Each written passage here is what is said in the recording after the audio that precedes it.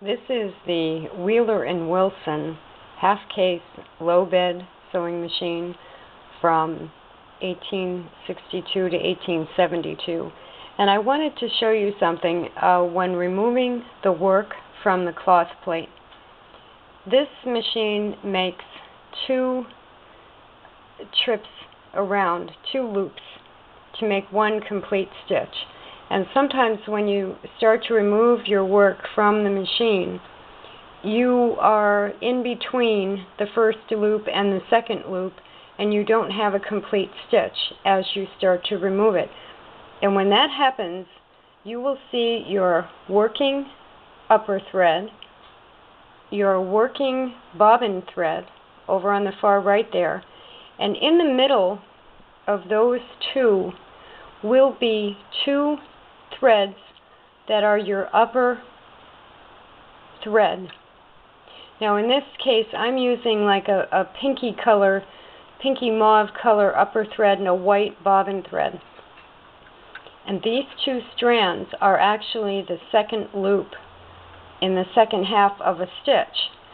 So when I remove the work from the cloth plate, what I've found I can do is pull the upper thread from here to actually then more easily pull all of it away from the needle.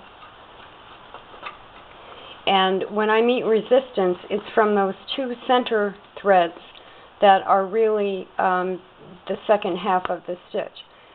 So once you see that you have these four threads, obviously you would cut the upper thread individually and cut the bottom thread in the bobbin thread individually, and then the two strands that are in the middle that are actually a loop, if you cut those equally toward the fabric, you're going to end up with a piece of thread that remains in the machine.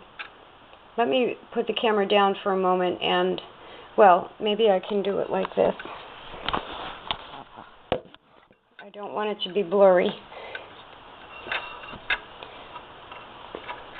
Here's my bobbin thread. My active bobbin thread is off to the right.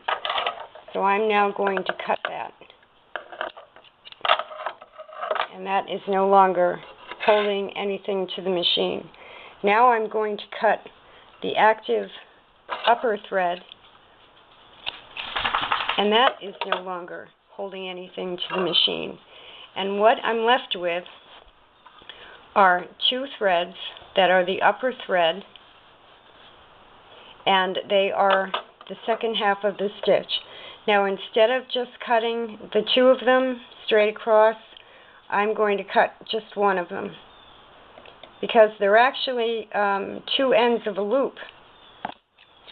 So by cutting one of them and then pulling your work away, you're actually, well, this happened to come off of there, but you would be pulling the entire loop out of the feed dogs and the whole bobbin system there. Doing it that way, instead of just cutting the two center threads evenly, if I did that, every time I cut the two center threads, I'd be leaving a partial loop in there.